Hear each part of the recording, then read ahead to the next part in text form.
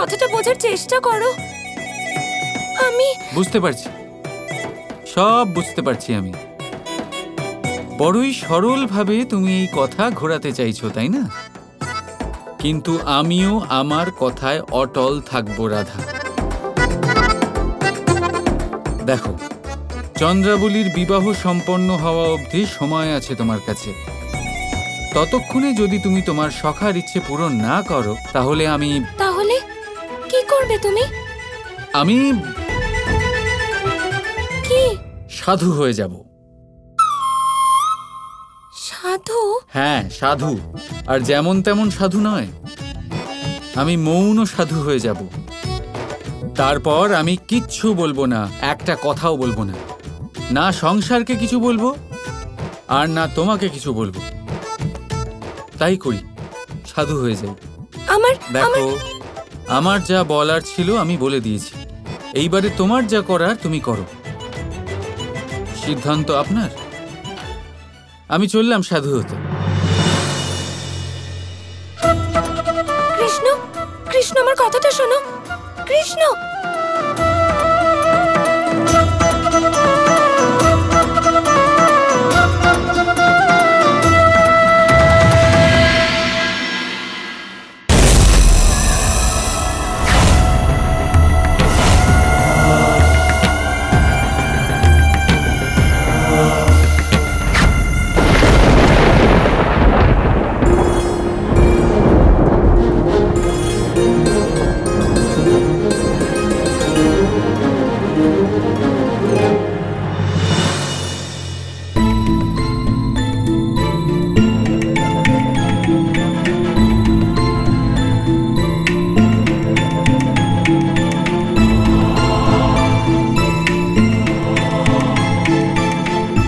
কাকি, কাকি, কৃষ্ণ কোথায়? বলরাম নিশ্চয়ই জানবে।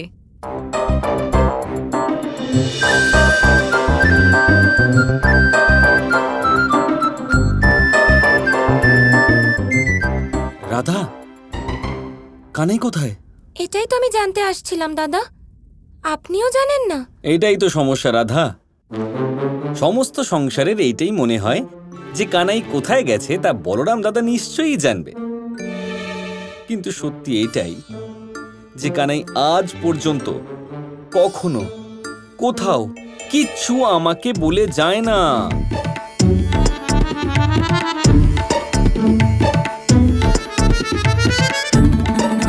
যদি তুমি তোমার সখার ইচ্ছে পূরণ না করো তাহলে আমি সাধু হয়ে যাব। কৃষ্ণ সত্যি সাধু হতে চলে যায়নি তো? না না। গৌমাতা, এবারে আপনি আমাকে বলুন, আমি সমস্ত ব্রহ্মাণ্ডের সামনে বিবাহের প্রস্তাব জানিয়েছিলাম রাধাকে, তাহলে আমার এইটুকু আশা করা কি অনুচিত? আপনিও বুঝতে পারছেন, রাধাই বুঝতে পারছে না। ওর কথা বলাই উচিত।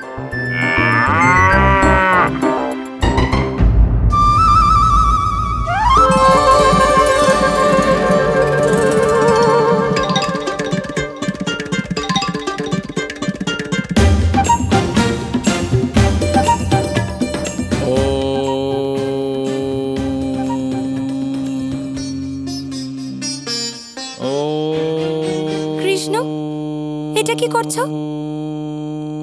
কৃষ্ণ,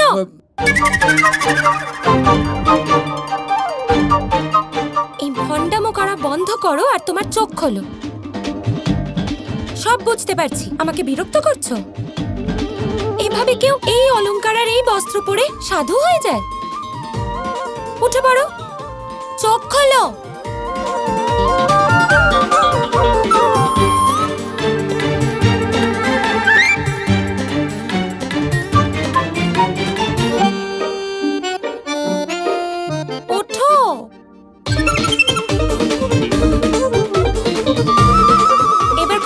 শুরু করো। বুঝেছো? তুমি বলেছিলে চন্দ্রাবলীর বিবাহের পরে সাধু হবে, তাই বলে দি চন্দ্রাবলীর বিবাহ এখনো হয়ে যায়নি।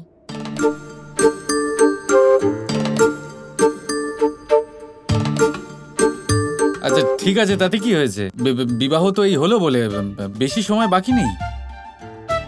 কি গৌমাতা, আমি ঠিক বলেছি তো?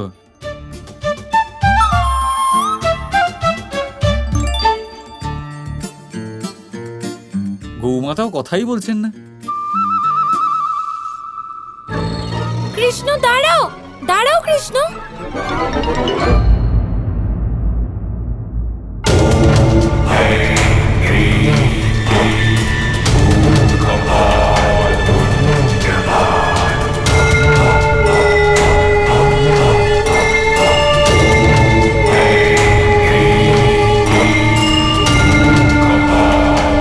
কল্যাণ হোক। আপনাকে স্বাগত জানাই পণ্ডিত মশাই। আসুন, আসন গ্রহণ করুন।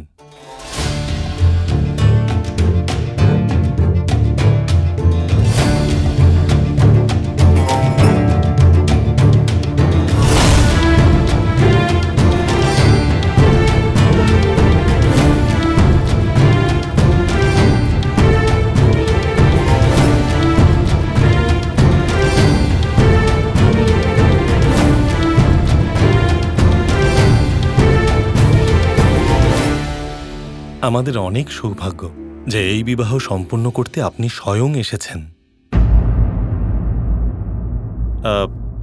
ও হলো পাত্র।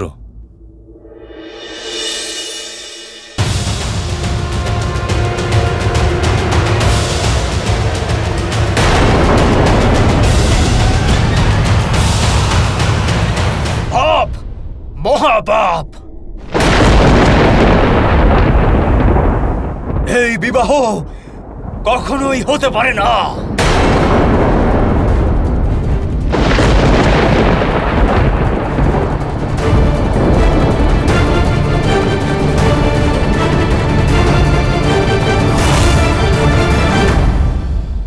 এ কেমন পাপ? এটা আপনি কি বলছেন পণ্ডিত মশাই? এই বিবাহ কে ঠিক করেছিল? কে দায়িত্ব নিয়েছিল এই বিবাহ সম্পন্ন করার? আগে আগে আমি। দায়িত্ব বড় নিলে সাবধানতাও পালন করতে হয় প্রধান মশাই। বিবাহ নির্ধারণ করার আগে আপনি পাত্রের ব্যাপারে খোঁজ নেওয়ার প্রয়োজন মনে করেননি? এই ছেলেটা বিবাহের যোগ্য কিনা এটা তো দেখা উচিত ছিল আপনাদের।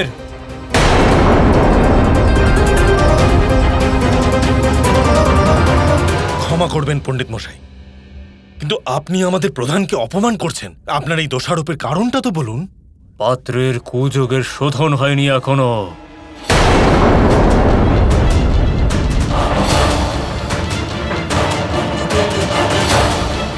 আর যোগ শোধন না করলে সে আর্য হয় না।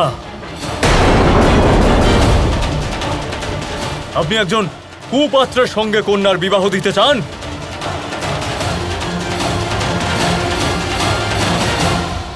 এটা কি সত্যি? হ্যাঁ প্রধান মশাই, কিছু এমন পরিস্থিতি হয়ে গেছিল যে নিয়ম অনুযায়ী রীতি সম্পন্ন করা যায়নি, আর ঠিক তারপরেই আমি ভুলে গেছি। এত গুরুত্বপূর্ণ কাজ আপনি ভুলতে পারেন কি করে? ওদের দোষ দিয়ে কি লাভ? অর্থাৎ আপনি দায়িত্ব আপনার ছিল। আবার এমন নয় তো যে কর্তাই নিজে চায় না যে কন্যা বিবাহের পর সুখী থাকুক।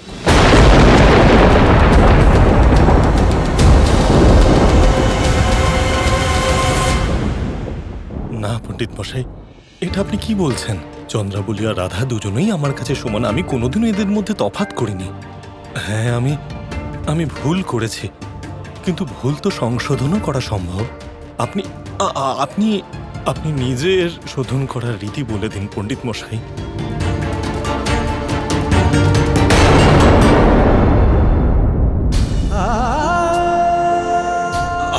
আপনি নিশ্চিন্তে থাকুন বৃষমান বাবু, এটা আপনার ভুল নয়, পাত্রের পিতামাতার ভুল।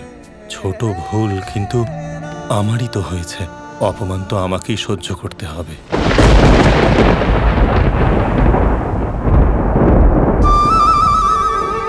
কৃষ্ণ শোনো, কৃষ্ণ কৃষ্ণ দেখো, আমি প্রতিদিন তোমার জন্য মাখন বানাবো, তোমার বাঁশি সুরে নৃত্য করব, তুমি যা চাইবে তাই করব, কিন্তু এই সাধু হওয়ার চিন্তা মন থেকে সরিয়ে দাও।